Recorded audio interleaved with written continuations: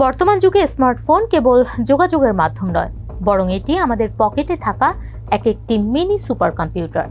জীবনযাত্রাকে সহজ ও গতিশীল করার পাশাপাশি এই প্রযুক্তি আমাদের অজান্তেই কেড়ে নিচ্ছে দিনের একটি বড় অংশ। 2024 থেকে 2026 সালের মধ্যে পরিচালিত 3টি জরিপের তথ্যের উপর ভিত্তি করে প্রকাশিত হয়েছে এজ অফ অটো পাইলট শীর্ষক একটি যুগান্তকারী প্রতিবেদন। প্রায় 6,000 অংশগ্রহণকারীর ওপর করা এই গবেষণায় উঠে এসেছে আমাদের স্ক্রিন টাইমের এক উদ্বেগজনক চিত্র। সে সম্পর্কেই আমরা আজ টিবিএস এক্সপ্লেইনারে জানব। সঙ্গে আছি আমি বর্ণা দাস।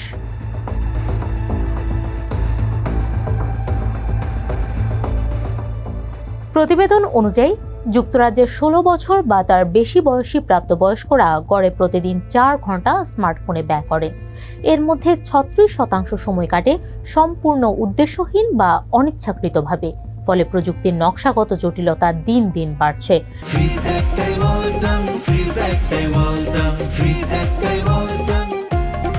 কেমব্রিজ বিশ্ববিদ্যালয়ের senior research fellow doctor Eleanor Drage জানান, এটিকে কেবল মানুষের অবিবেচক সিদ্ধান্ত বা ইচ্ছা শক্তির অভাব হিসেবে দেখলে ভুল হবে।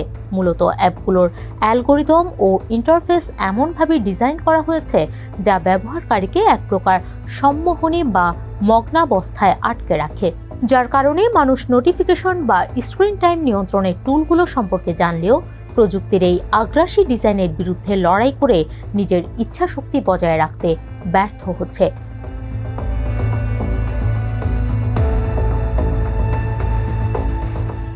গবেষণায় দেখা গেছে, প্রয়োজনের বাইরে যারা অতিরিক্ত ও উদ্দেশ্যহীনভাবে স্ক্রিন স্ক্রল করেন তাদের উপর এর নেতিবাচক প্রভাব অনেক বেশি। উদ্দেশ্যহীন ব্যবহারের পর অধিকাংশ মানুষই ভালো বোধ করার পরিবর্তে আরও বেশি ক্লান্তি ও মানসিক অবসাদে ভোগেন। সুনির্দিষ্ট লক্ষ্য ছাড়া অনলাইনে থাকার কারণে ব্যবহারকারীদের সামনে ক্ষতিকারক বা অপ্রীতিকর উপাদান আসার ঝুঁকি বহুগুণ বেড়ে যায়।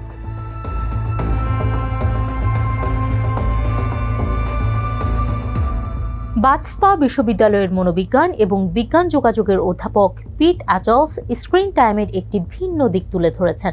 তার মতে, আমরা প্রযুক্তির পেছনে কতটা সময় ব্যয় করছি তা নিজে নিজে অনুমান করার ক্ষেত্রে আমরা বেশ কাঁচা।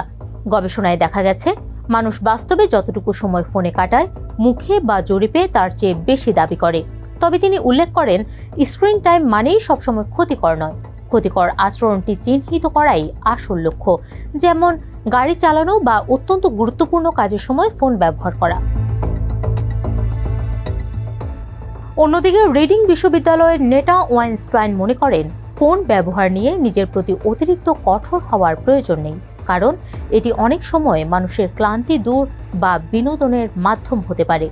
তবে আমাদের প্রতিনিয়ত নিজেকে প্রশ্ন করতে হবে, এই স্ক্রলিং কি আসলেই আমাকে চাঙ্গা করছে নাকি আমার মানসিক অবস্থার অবনতি ঘটাচ্ছে?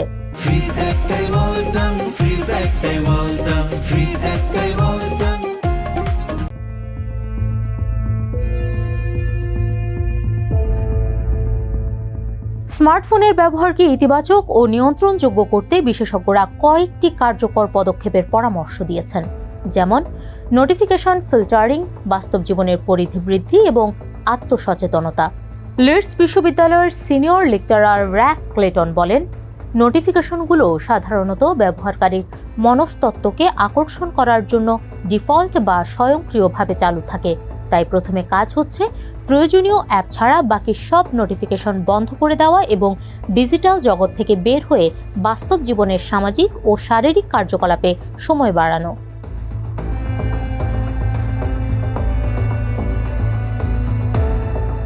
স্মার্টফোনকে আমাদের জীবন থেকে পুরোপুরি বাদ দেওয়া অসম্ভব এবং অবাস্তব। উদ্দেশ্য হলো প্রযুক্তি বর্জন নয়, বরং এর ওপর আমাদের নিয়ন্ত্রণ প্রতিষ্ঠা করা।